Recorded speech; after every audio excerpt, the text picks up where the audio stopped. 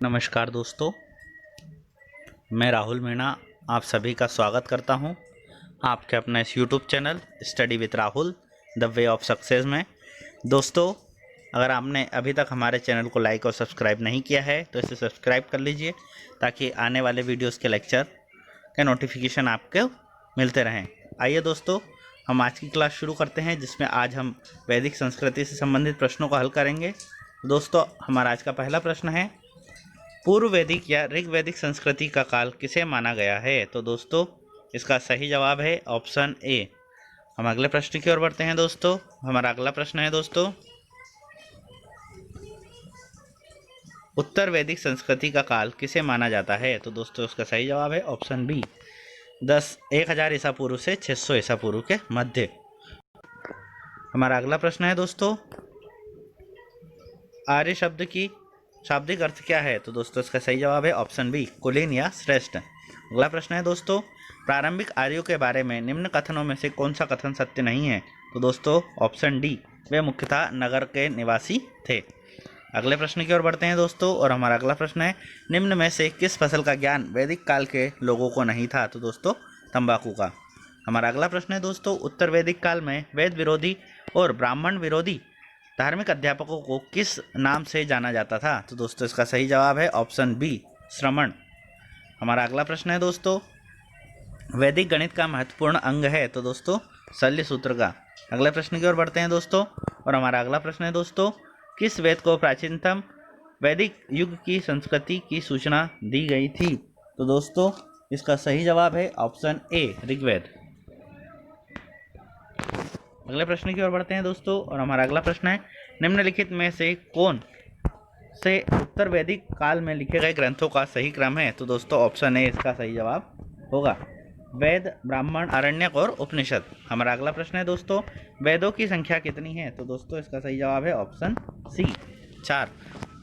अगले प्रश्न की ओर बढ़ते हैं दोस्तों, और हमारा अगला प्रश्न है, निम्न में से कौन से 3 वेद संयुक्त रूप से त्रयी या वेद त्रयी कहलाते हैं? तो दोस्तों, इसका सही जवाब है ऑप्शन ए, ऋग्वेद, यजुर्वेद और सामवेद। हम अगले प्रश्न की ओर बढ़ते हैं दोस्तों, और हमारा अगला प्रश्न है दोस्तों, भारत के राज चिन्ह में प्रयुक्त होने वाला शब्द सत्यमेव जयते किससे लिया गया है? तो दोस्तों, इसका सही जवाब है मुंडक उपनिषद से।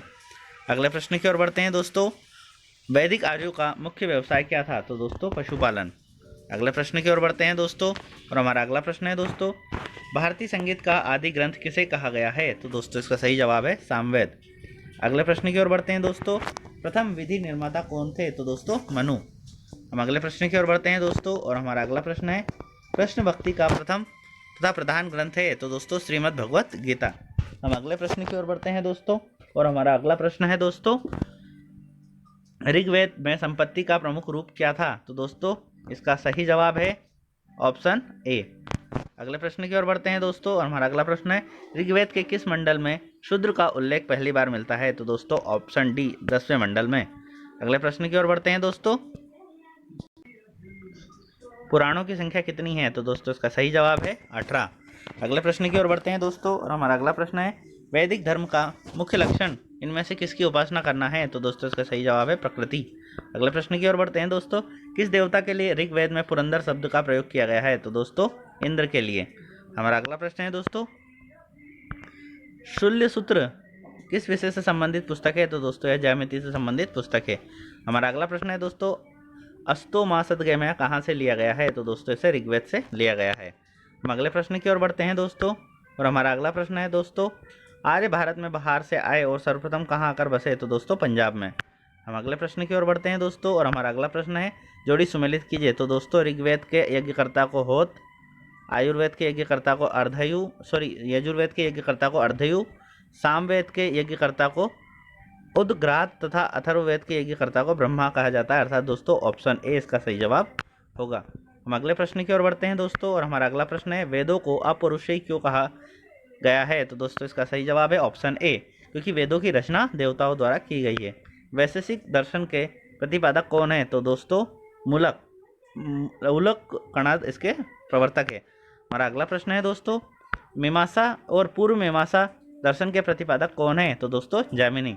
अगले प्रश्न की ओर बढ़ते हैं दोस्तों, वेदांत या उत्तर मीमांसा दर्शन के प्रतिपादक कौन है? तो दोस्तों, इसका सही जवाब है ऑप्शन बी, बदरायण।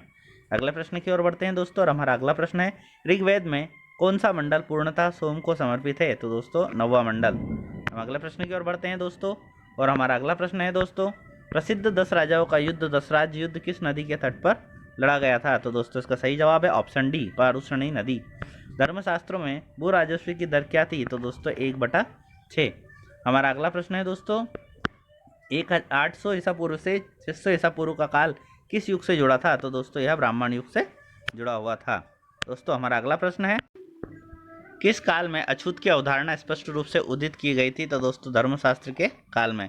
अगले प्रश्न की ओर बढ़ते हैं दोस्तों एशिया माइनर स्थित बोजोक-कोई का महत्व इसलिए है क्योंकि यहाँ जो अभिलेख प्राप्त हुआ उसमें 4 वैदिक देवताओं इंद्र, वरुण, मिस्र तथा नासत्य का उल्लेख मिलता है। हम अगले प्रश्न की ओर बढ़ते हैं दोस्तों और हमारा अगला प्रश्न है दोस्तों गायत्री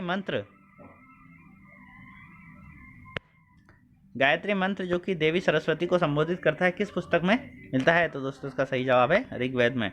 और अगला प्रश्न है दोस्तों न्याय दर्शन के प्रचारित किसने किया है? तो दोस्तों महर्षि गौतम ने। अगले प्रश्न की ओर बढ़ते हैं दोस्तों। हमारा अगला प्रश्न है प्राचीन भारत में निष्क से जाने जाते थे? तो दोस्तों प्राचीन भारत में स्वर्ण आभूषणों को निष्क नाम से जाना जाता था। अगला प्रश्न है दोस्तों योग दर्शन के प्रतिपादक कौन है? तो दोस्तों महर्षि पतंजलि। अगले प्रश्न की ओर बढ़ते हैं दोस्तों उपनिषद पुस्तकें हैं? तो दोस्तों यह दर्शन पर आधारित पुस्तकें हैं। हम अगले प्रश्न की ओर बढ़ते हैं दोस्तों और हमारा अगला प्रश्न है ऋग्वेद जो कि दोस्तों इसमें प्रार्थनाएं दी गई है दोस्तों, यजुर्वेद इसमें कर्मकांड दिए गए हैं दोस्तों, तो सामवेद यह संगीत का ग्रंथ है और अथर्ववेद इसमें जादू टोना और वशीकरण का उल्लेख किया गया है दोस्तों, अर्थात ऑप्शन ए हमारा सही जवाब होगा। हम अगले प्रश्न की ओर बढ़ते हैं दोस्तों और हमारा अगला प्रश्न है आरंभिक वैदिक साहित्य में सर्वाधिक वर्णित नदी है? तो दोस्तों सिंधु नदी। अगले प्रश्न की ओर बढ़ते हैं दोस्तों उपनिषद काल में राजा अशुपति शासक थे? तो दोस्तों यह केकई के शासक थे। हम अगले प्रश्न की ओर बढ़ते हैं दोस्तों और हमारा अगला प्रश्न है दोस्तों आध्यात्म ज्ञान के विषय में नचिकेता और यम के संवाद को किस उपनिषद में प्राप्त होता है? तो दोस्तों इसका सही जवाब है कंठोपनिषद। अगले प्रश्न की ओर बढ़ते हैं दोस्तों और हमारा अगला प्रश्न है वैदिक नदी कुंभा या काबुल किस स्थान का निर्धारण करती है? तो दोस्तों इसका सही जवाब है अफगानिस्तान। अगले प्रश्न की ओर बढ़ते हैं दोस्तों और हमारा अगला प्रश्न है कपिल मुनि द्वारा प्रतिपादित दर्शन है? तो दोस्तों इसका सही जवाब है सांख्य दर्शन। किस स्थल से खुदाई में लोह धातु के प्रचलन के प्राचीनतम प्रमाण मिले हैं? तो दोस्तों इसका सही जवाब है ऑप्शन बी अतरंजी खेड़ा। अगला प्रश्न है दोस्तों निम्न में से किसका संकलन ऋग्वेद पर आधारित है? तो दोस्तों इसका सही जवाब है ऑप्शन बी सामवेद। हम अगले प्रश्न की ओर बढ़ते हैं दोस्तों और हमारा अगला प्रश्न है निम्नलिखित में से प्रस्थान त्रयी में शामिल नहीं है? तो दोस्तों इसका सही जवाब है भागवत। अगले प्रश्न की ओर बढ़ते हैं दोस्तों कर्म का सिद्धांत संबंधित है? तो दोस्तों इसका सही जवाब है ऑप्शन बी मीमांसा से। अगले प्रश्न की ओर बढ़ते हैं दोस्तों और हमारा अगला प्रश्न है दोस्तों सुमेलित कीजिए। तो दोस्तों अथर्ववेद इसमें औषधियों से संबंधित है दोस्तों। ऋग्वेद में दोस्तों ईश्वर की महिमा का गुणगान किया गया है।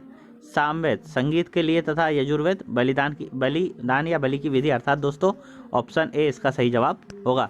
हम अगले प्रश्न की ओर बढ़ते हैं दोस्तों और हमारा अगला प्रश्न है चरक संहिता नामक पुस्तक किससे संबंधित है? तो दोस्तों चरक संहिता नामक पुस्तक चिकित्सा से संबंधित है। अगला प्रश्न है दोस्तों यज्ञ संबंधी विधि विधान का पता चलता है? तो दोस्तों इसका सही जवाब है ऑप्शन डी यजुर्वेद। हमारा अगला प्रश्न है दोस्तों वैदिक युगीन सभा, तो दोस्तों यह एक मंत्रिपरिषद हुआ करती थी। अगले प्रश्न की ओर बढ़ते हैं दोस्तों और हमारा अगला प्रश्न है वैदिक युग में प्रचलित लोकप्रिय शासन प्रणाली थी? दोस्तों इसका सही जवाब है गणतंत्र। हम अगले प्रश्न की ओर बढ़ते हैं दोस्तों और हमारा अगला प्रश्न है सबसे प्राचीन वेद कौन सा है? तो दोस्तों ऋग्वेद। हमारा अगला प्रश्न है दोस्तों निम्न में से कौन सा दर्शन भारतीय दर्शन की आरंभिक विचारधारा है? तो दोस्तों इसका सही जवाब है सांख्य दर्शन। अगले प्रश्न की ओर बढ़ जाते हैं दोस्तों और हमारा अगला प्रश्न है दोस्तों सांख्य, योग, न्याय, वैशेषिक, मीमांसा एवं वेदांत इन 6 विभिन्न भारतीय दर्शनों को स्पष्ट रूप से अभिव्यक्त किया गया है? तो दोस्तों यह वैदिक युग में किया गया था। हमारा अगला प्रश्न है दोस्तों निम्नलिखित में से वह दस्तकारी कौन सी है जो आर्यों द्वारा व्यवहार में नहीं लाई गई है? तो दोस्तों यह है लोहार या लुहार। अगले प्रश्न की ओर बढ़ते हैं दोस्तों और हमारा अगला प्रश्न है सुमेलित कीजिए। तो दोस्तों आयुर्वेद यह ऋग्वेद से संबंधित है, धनुर्वेद यजुर्वेद से संबंधित है, गंधर्व वेद यह सामवेद से संबंधित वेद है तथा दोस्तों अर्थशास्त्र या शिल्प वेद अथर्ववेद से संबंधित है, अर्थात ऑप्शन ए इसका सही जवाब होगा।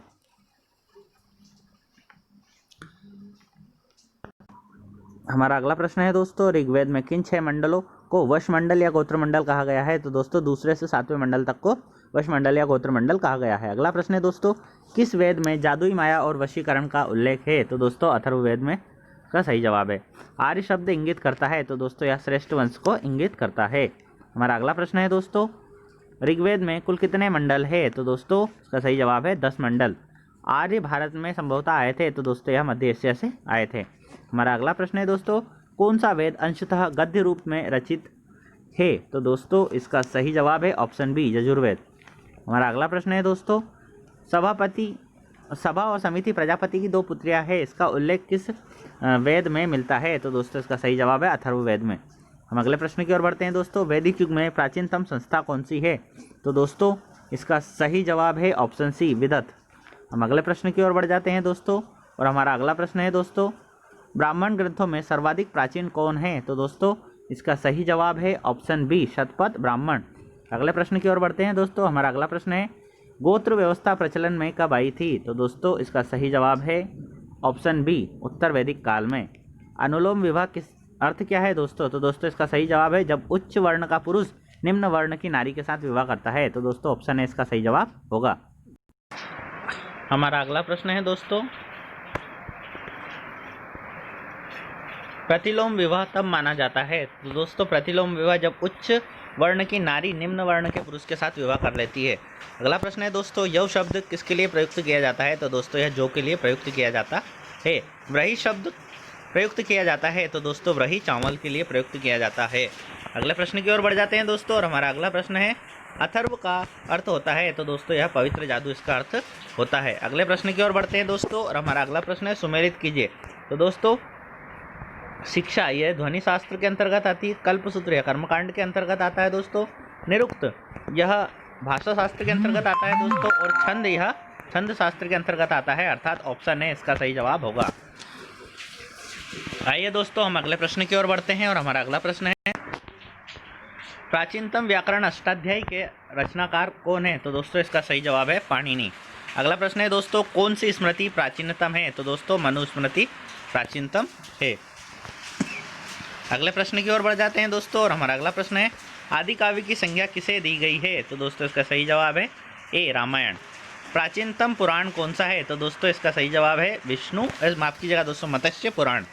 अगले प्रश्न की ओर बढ़ जाते हैं दोस्तों, और हमारा अगला प्रश्न है, ऋग्वेद में सबसे पवित्र नदी किसे माना गया है? तो दोस्तों इसका सही जवाब है सरस्वती नदी को। वैदिक समाज की आधारभूत इकाई है? तो दोस्तों इसका सही जवाब है कुटुंब या कुल। अगले प्रश्न की ओर बढ़ जाते हैं दोस्तों, और हमारा अगला प्रश्न है, ऋग्वैदिक काल में सबसे प्रधान देवता की पहचान करें जिसकी स्तुति में 250 सूक्त की रचना की गई है? तो दोस्तों इसका सही जवाब है ऑप्शन ए इंद्र।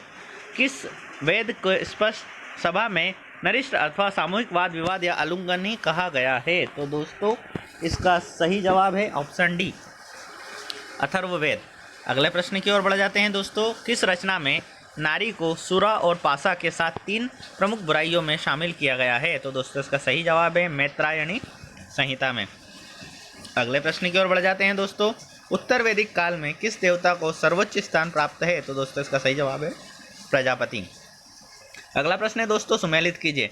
तो दोस्तों राजसूय यज्ञ जब राजा का राज्याभिषेक किया जाता है, अश्वमेध यज्ञ जब राजा को अपनी राजनीतिक शक्तियाँ बढ़ाई जानी होती है दोस्तों, वाजपेयी यज्ञ जब यहाँ शौर्य और प्रदर्शन तथा प्रजा के मनोरंजन के लिए किया जाने वाला यज्ञ है दोस्तों, और आखिरी यज्ञ है दोस्तों अग्निष्टोतक यज्ञ, यह देवताओं को प्रसन्न करने हेतु अग्नि को पशु बलि दिए जाने तथा सोमरस का पान करने के लिए किया जाने वाला यज्ञ है, अर्थात दोस्तों ऑप्शन ए इसका सही जवाब होगा।